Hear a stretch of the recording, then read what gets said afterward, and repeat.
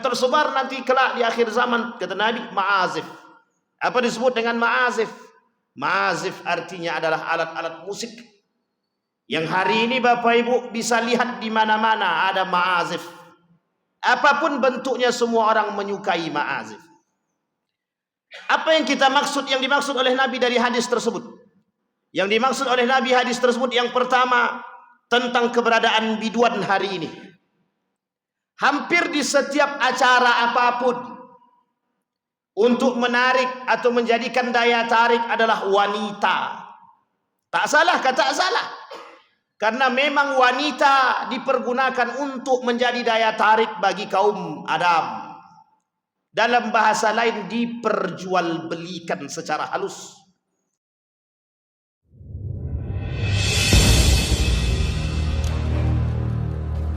Wa qala Allah Ta'ala ya ayyuhalladzina amanu taqullaha wa qulu qawlan sadida yuslih lakum a'malakum wa yaghfir lakum dhunubakum wa may yuti'illaha wa rasulahu faqad faza fawzan 'azima. Puji syukur kehadiran Allah atas limpahan rahmat dengan mengucapkan alhamdulillahi rabbil alamin. Bersalawat kepada Nabi dengan mengucapkan Allahumma salli ala Muhammad wa ala ali Muhammad fil alamina innaka hamidum majid.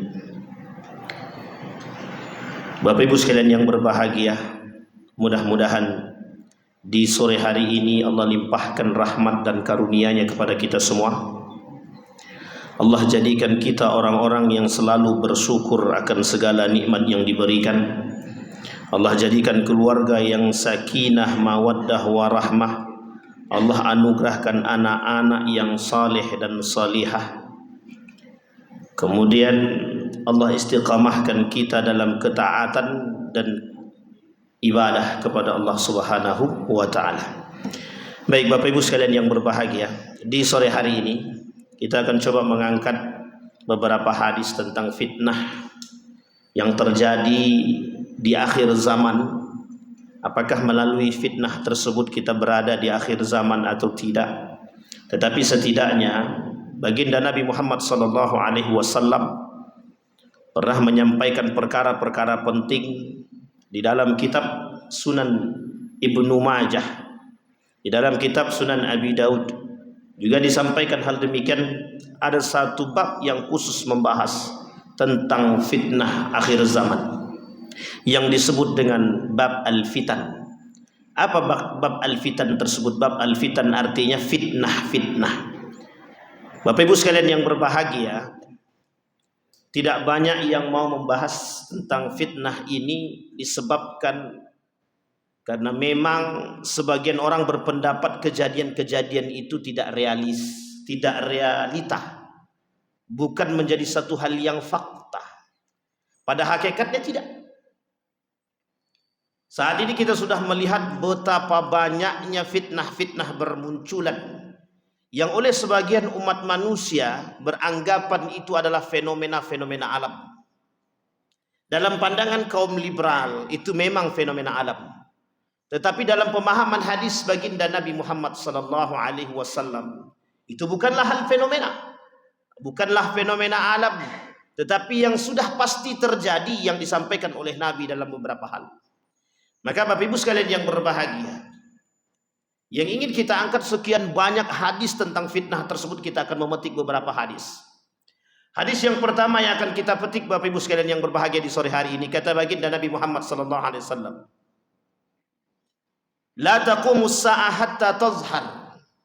Tidak akan terjadi hari kiamat sampai akan nampak di hadapan kalian, kata Nabi, al-qainat wal ma'azif. Tidak akan terjadi hari kiamat, kata Nabi, sampai tampak di hadapan kalian orang-orang biduan-biduan yang berjoget berdendang di hadapan manusia dengan pakaian-pakaian terbuka dan seksi. Itu Nabi yang mengatakan, kata Nabi, qainat. Apa yang disebut dengan qainat? Biduan. Apa yang disebut dengan biduan? Biduan adalah wanita-wanita yang berjoget tanpa busana atau menggunakan busana-busana yang tak sempurna. Apa tujuan mereka?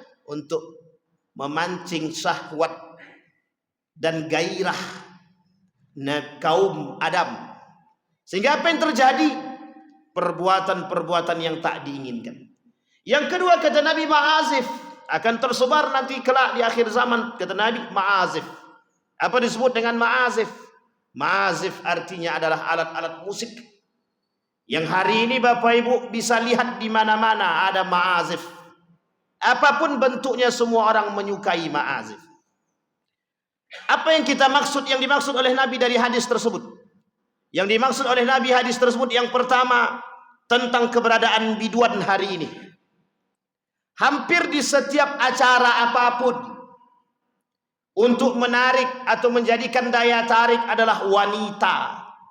Tak salah, tak salah. Karena memang wanita dipergunakan untuk menjadi daya tarik bagi kaum Adam. Dalam bahasa lain, diperjualbelikan secara halus. Dan jangan tersinggung, karena memang begitu keadaannya. Dalam satu acara kalau tak ada perempuannya, oh itu susah untuk bersemangat, kata sebagian orang. Sehingga apapun acara hari ini harus menghadirkan wanita. Seperti kontes Miss Universe adalah kontes penjualan wanita, kontes penjualan tubuh wanita, yang menjadi dasar daripada keinginan para kaum-kaum sekuler dan liberal untuk menghancurkan umat muslim. Bapak Ibu sekalian yang berbahagia, perlu kita tinjau hari ini, berapa banyak hari ini biduan-biduan berjoget dengan, mohon maaf, sama sekali tak mencerminkan sebagai seorang yang menjaga harga diri dan marwah. Kenapa demikian? Karena mereka berharap untuk mendapatkan harta dan dunia. Yang kedua, ma'azif, alat musik yang beberapa waktu yang lalu diperdebatkan, bahkan ramai sampai ada yang takfiri, sampai ada yang mengkafirkan antara satu dengan yang lain terkait musik. Mereka katakan, bahkan mereka berdoa kepada Allah, ya Allah, matikan mereka dalam keadaan bermain musik, matikan mereka dalam keadaan mendengar musik. Ya Rab, ya Rab. Apa yang terjadi? Kalimat ma'azif diartikan sebagai alat musik. Kelak, kata Nabi, di akhir zaman orang lebih senang mendengarkan musik ketimbang Al-Quran. Siapa hari ini yang lebih senang mendengarkan Al-Quran ketimbang musik? Mungkin kalau kita presentasikan dari 100 orang, mungkin hanya sekitar 20% pun tak sampai. Coba bayangkan. Lebih senang mendengarkan musik daripada Al-Quran. Bahkan mohon maaf dulu, itu kita sering mendengar di masjid-masjid itu sering orang mengaji. Baik maghribnya, asarnya, kemudian subuhnya, isya-nya. Oh, sekarang sulit. Tapi kita dengar sekarang di mana-mana musik, lantunan musik, bahkan keras-keras, sampai tak menjaga haknya tetangga. Bahkan mereka hidupkan sampai malam demi mendapatkan relaksasi, gitu mereka. Kami cuma pengen rileks loh dengan musik itu. Apa tak bisa rileks dengan Al-Quran? Kalau ada yang mengatakan tidak bisa rileks dengan Al-Quran, dia sedang membantah Al-Quran. Dia sedang menolak Al-Quran. Mengapa? Mengapa Al-Quran hari ini hanya dijadikan sebagai bantal guling? Kenapa Al-Quran hari ini dijadikan hanya sebatas pejengan? Karena larutnya umat muslim hari ini dan jauhnya mereka dari wahyu. Mereka beranggapan bahwa Al-Quran itu tak memberikan kenyamanan, bahwa Al-Quran itu tidak bisa memberikan ketenangan. Ala bi dzikrillahi tatmainnul qulub, kata Allah. Zikir, baca Quran bisa membuat hati tenang. Pertanyaannya, kalau ada yang mengatakan mendengarkan musik lebih tenang daripada membaca Al-Quran, berarti dia sudah menentang ayat Al-Quran dan menolak kebenaran Al-Quran. Bukankah itu lebih banyak hari ini? Ya. Kenapa? Mengapa hari ini orang lebih senang mendengarkan musik daripada Al-Quran? Pertanyaan besar. Karena umat muslim hari ini harus dijauhkan daripada Al-Quran. Bagaimana cara menjauhkan? Dibuatlah mereka cinta kepada alat musik. Bagaimana caranya? Diajarkan mereka bermain dengan musik. Bagaimana caranya? Diberikan mereka fasilitas, dihargai, kemudian diberikan tempat, diberikan ruang, diberikan waktu untuk berkreativitas dengan musik. Tak salahkah? Musik punya beberapa hukum yang harus dipahami. Bisa haram, bisa makruh, bisa mubah. Bahkan mohon maaf, hari ini lebih banyak musik-musik itu yang mohon maaf, dalam pandangan kami, merujuk kepada pemahaman para ulama, lebih banyak musik-musik itu dan lagu-lagu itu berisikan yang tak benar. Dan bagaimana hukumnya kalau melakukan, menyanyikan lagu yang tidak ada, yang tidak dibenarkan dalam agama? Hukumnya haram. Jelas. Bukan makruh, tapi haram. Isinya banyak tak benar. Itu yang kemudian kita dengarkan. Maka kata Nabi, kelak di akhir zaman akan banyak orang-orang mendengarkan musik dan bermain alat musik. Bahkan mohon maaf, lebih berharga orang yang bisa bermain alat musik ketimbang orang yang bisa membaca Al-Quran. Kemudian selanjutnya, kata Nabi, badiru bil mauti sittan, kata Nabi. Ketika keadaan fitnah itu terjadi, semua orang tanpa sadar, hanya sebagian orang-orang yang beriman yang sadar bahwa kita sekarang ini berada di antara kondisi yang sangat rumit. Kemunculan kemungkaran, kemaksiatan, perzinahan di mana-mana, sehingga membuat orang-orang bingung akan kebenaran dan kesalahan, yang hak dan yang batil, yang halal dan yang haram. Itu zaman fitnah, kata Nabi. Apa kata Nabi? Kata Nabi, ketika kalian bertemu dengan perkara tersebut, dengan kondisi-kondisi tersebut, ketika ma'azif sudah merajalela, ketika perzinahan merajalela, ketika biduan menjadi tontonan yang paling asik di tengah mereka, kata Nabi, badiru bil mauti. Maka ketika itu dibenarkan, ketika seorang sahabat Nabi duduk dengan Nabi, Nabi ceritakan tentang fitnah akhir zaman, termasuk Ya'juj wa Ma'juj ketika datangnya 10 tanda kiamat terakhir. Apa kata para sahabat Nabi? Bolehkah kami berdoa ketika itu minta dimatikan agar kami tak terjerumus dalam fitnah tersebut? Hari ini mungkin tidak terlalu, tapi kelak ketika akhir zaman, mungkin kita ini mulai mendekat kepada akhir zaman. Ketakutan para sahabat ketika itu yang jaraknya masih jauh, tapi Nabi sudah katakan ketika itu. Apa kata Nabi? Nabi ceritakan tentang ratusan hadis tentang fitnah akhir zaman. Para sahabat duduk dan kemudian mendengarkan, ketakutan. Tapi hari ini tak. Umat muslim hari ini ketika dibacakan ayat tentang hari kiamat, tentang akhir zaman, justru santai-santai aja. Tak ada rasa takut. Hanya sebagian golongan yang merasa, apakah iman kami mampu menjadi penolong kami kelak atau tidak. Sehingga kata Nabi, badiru bil mauti sittan. Yang pertama kata Nabi, cepat-cepatlah kalian menemui ajal kalian apabila terdapat 6 perkara. Imratas sufaha, kata Nabi. Berdoalah kepada Allah agar kalian dimatikan cepat ketika kalian bertemu dengan 6 perkara. Yang pertama kata Nabi, imratas sufaha, para pemimpin-pemimpin yang jahil, pemerintahan-pemerintahan yang bodoh, kata Nabi. Kalau kalian ketemu orang-orang yang menghalalkan yang haram dalam dunia pemerintahan dan politik, menghalalkan segala cara untuk mendapatkan posisi, kata Nabi, berdoalah. Sesungguhnya mereka orang-orang yang jahil. Wa kasratus surtah. Apa kemudian Nabi kata? Banyaknya antek-antek penguasa, kata Nabi. Ini Nabi yang ngomong. Apa kata Nabi? Wa kasratus surat. Wa bai'al hukmi. Mereka yang memperjualbelikan hukum, kata Nabi.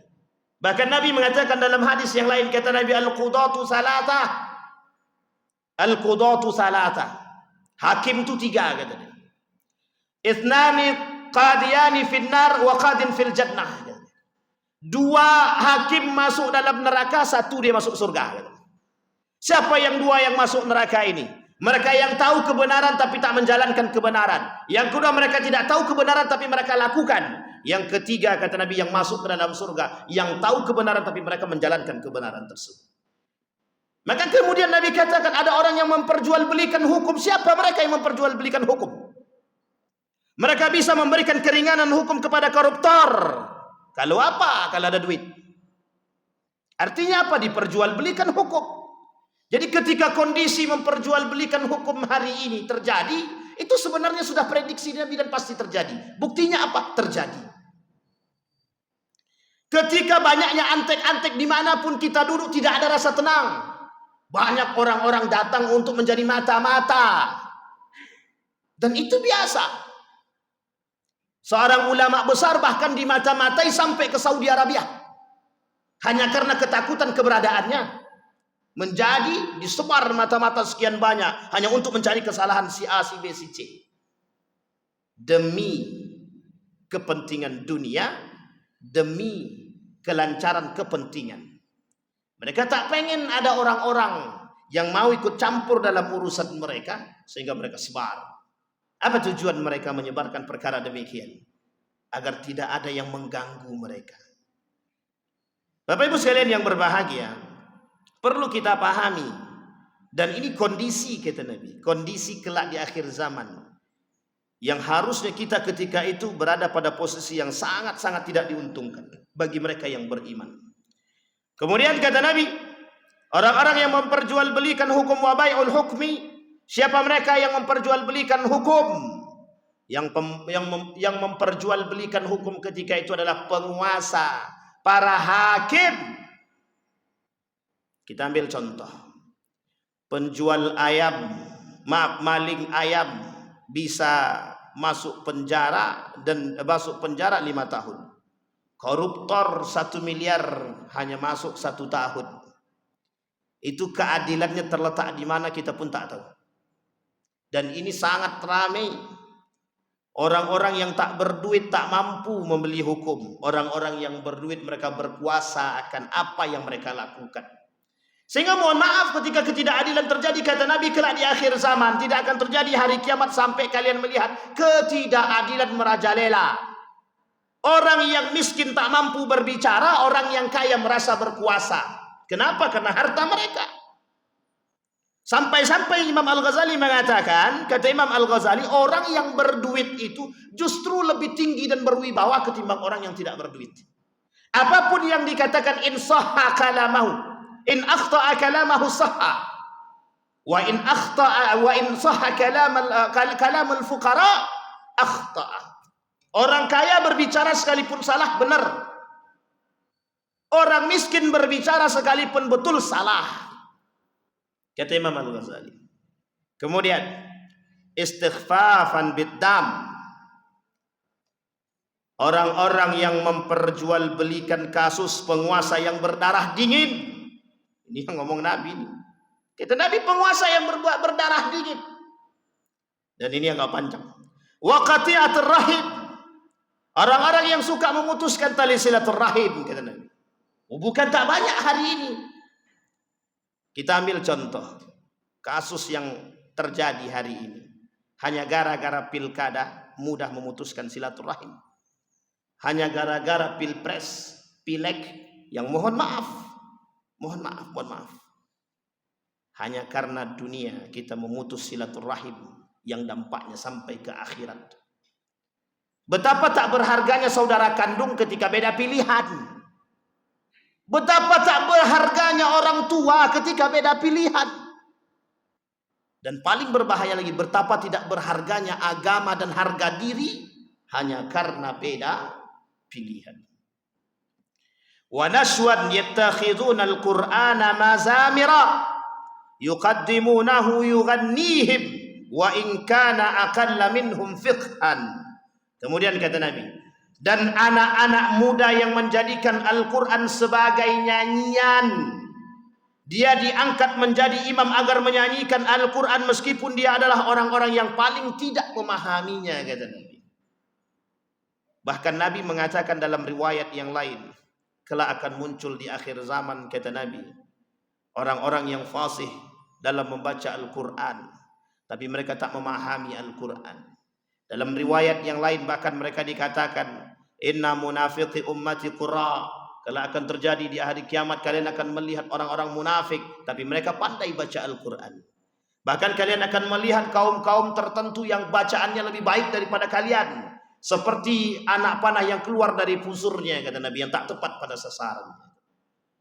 Apa yang dimaksudkan oleh baginda Nabi dalam hadis tersebut? Kata Nabi, kelak akan muncul orang-orang yang bisa membaca Al-Quran dari kalangan anak muda. Tapi mereka menjadikan bacaan-bacaan mereka sebagai nyanyian, tujuannya dunia. Bukan tujuannya Allah, kata Nabi. Mereka tidak bertujuan untuk mendapatkan keridhaan Allah, tapi mereka bertujuan untuk mendapatkan dunia. Mereka perjualbelikan agama.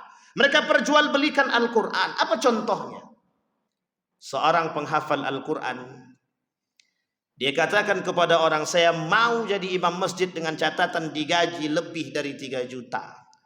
Mereka samakan Al-Quran dengan nilai rupiah. Apa yang lain? Ada orang-orang yang mengerti Al-Quran, tapi mereka jadikan Al-Quran sebagai cocokologi untuk perkara hukum. Mereka anggap Al-Quran bisa dipermainkan. Mereka anggap hukum-hukum di dalam Al-Quran tidak terikat dengan keimanan, sehingga mereka jadikan contoh sebahan. Bahkan yang lebih parah lagi, ada orang yang menjadikan Al-Quran ini mainan. Anak-anak zaman sekarang muncul di beberapa internet dan video. Mereka mengaji dengan lantunan-lantunan, mohon maaf, yang tak pernah diajarkan. Mereka buat nyanyian-nyanyian TikTok, tapi isinya ayat Al-Quran. Mereka bacakan Al-Quran dengan irama-irama dangdut. Mereka bacakan ayat-ayat Al-Quran dengan irama pop, yang mereka pada hakikatnya tak mengerti makna tersebut. Dan ini sangat berbahaya sekali. Sehingga mereka menganggap bahwa Al-Quran ini adalah mainan. Ketika tidak ada di antara umat muslim yang perhatian terhadap kasus-kasus seperti ini, itu tandanya kita sedang membiarkan kemungkaran terjadi. Kita sedang membiarkan orang-orang yang meremehkan ayat-ayat Al-Quran. Apa buktinya? Banyak buktinya hari ini. Kita melihat di internet, kita melihat kejadian nyata, banyak orang-orang yang mempermainkan Al-Quran, menginjak Al-Quran, duduk Al-Quran. Mereka duduki Al-Quran tanpa busana. Mereka injak Al-Quran, mereka robek Al-Quran, mereka baca Al-Quran, mereka permainkan Al-Quran, mereka terjemahkan Al-Quran sesuka hati mereka. Kita hanya bisa berdiam. Tapi itukah fakta yang terjadi? Ya. Siapa yang mengatakan Nabi? Semua perkataan Nabi pasti terjadi. Sehingga kata Nabi, jika 6 perkara tersebut sudah kalian temukan, kata Nabi, dan kalian lihat, maka berdoalah kepada Allah agar Allah mematikan kalian dalam keadaan husnul khatimah. Pernahkah sahabat berkata demikian kepada Nabi? Pernah. Ketika seorang sahabat duduk bersama Nabi ketika Nabi menceritakan hal demikian tentang fitnah-fitnah, termasuk permasalahan Dajjal, dan terutama ketika masalah Dajjal, apa kata Nabi? Ketika Dajjal Nabi ceritakan panjang lebar kepada para sahabat, apa kata para sahabat? Ya Rasulullah, bolehkah kami berdoa agar Allah mematikan kami dan kami tak bertemu dengan hal demikian? Nabi diam, tak berbicara. Kenapa demikian? Saking takutnya para sahabat. Tapi hari ini, sedikit demi sedikit, kenyataan atau fakta daripada hadis yang disampaikan oleh Nabi dari sekian ratus hadis tentang fitnah tersebut mulai terjadi, mulai tampak. Seperti yang kita katakan. Maka Bapak Ibu sekalian yang berbahagia, ketika kita berbicara tentang fitnah-fitnah akhir zaman seperti ini menjadi persoalan bagi kita. Apakah iman kita kuat ataukah iman kita lemah? Kalau kuat iman kita selamat, kalau kita tak kuat iman maka kita rabah. Maka terakhir dari hadis yang disampaikan oleh baginda Nabi, kata baginda Nabi, sinfani min ahlin nari lam arahuma, qaumun ma'ahum siyatun yadribuna bihan nas. Kemudian yang kedua kata Nabi, ada wanisaun kasiyatun ariyatun mumilatun ma'ilat. Kata Nabi, kelak ada 2 golongan yang tidak pernah aku lihat di surga. Bahkan mereka menjadi penghuni neraka dan mereka tidak akan bisa mencium bau surga. Baunya pun tak bisa mereka cium. Walarihuha, kata Nabi. Siapa mereka? 1, seorang pemimpin yang zalim. Pemimpin yang zalim, pemimpin yang memiliki antek-antek, pemimpin yang penguasa-penguasa yang jahil, kata Nabi. Mereka min ahli nar, penghuni neraka. Kemudian yang kedua kata Nabi, nisaun kasiat, perempuan-perempuan berpakaian tapi telanjang. Hari ini banyak perempuan-perempuan berpakaian tapi telanjang. Apa contohnya? Apa yang bisa kita lihat? Perempuan-perempuan yang menggunakan pakaian tapi transparan. berpakai celana lepis tapi sempitnya, na'udzubillah. Laki-laki senang. Laki-laki senang. Uniknya perempuan tak malu. Jadi sama-sama senang. Yang melihat senang, yang dilihat senang. Yang menjadi persoalan siapa? Salah satu tanda datangnya hari kiamat. Salah satu tanda datangnya hari kiamat, bermunculannya wanita-wanita yang tak menjaga harga diri mereka dengan pakaian-pakaian mereka. Mereka berpakaian tapi mereka telanjang, kata baginda Nabi Muhammad sallallahu alaihi wasallam. Bapak Ibu sekalian yang berbahagia, ini baru 3 hadis yang kita sampaikan. Dengan secara gambaran umum kita sampaikan dan sarahkan. Padahal dalam hadis dalam kitab Sunan Abi Daud itu ada sekitar 200-an lebih, kata Syekh Mutawalli As-Sa'rawi. Itu banyak sekali hadis-hadis yang membicarakan tentang fitnah-fitnah, yang keseluruhan fitnah itu mulai tampak sedikit demi sedikit. Apa artinya? Artinya adalah kedekatan hari dengan hari kiamat, akhir zaman itu semakin nampak dan tidak akan pernah bisa kita hindari. Kejadian-kejadian seperti ini pasti akan terjadi. Hanya saja kita umat mukmin dan muslim ini harus pandai-pandai agar bisa kita selamat. Mudah-mudahan bermanfaat bagi kita semua. Mudah-mudahan bisa menjadi kunci bagi kita agar mendapatkan ketenangan. Mudah-mudahan Allah jadikan kita orang-orang yang aneh kelak di akhir zaman, agar kita bisa selamat mendapatkan tempat terbaik di sisinya. Amin ya rabbal alamin. Fa'tabiru ya ulil absar la'allakum tuflihun. Assalamualaikum warahmatullahi wabarakatuh.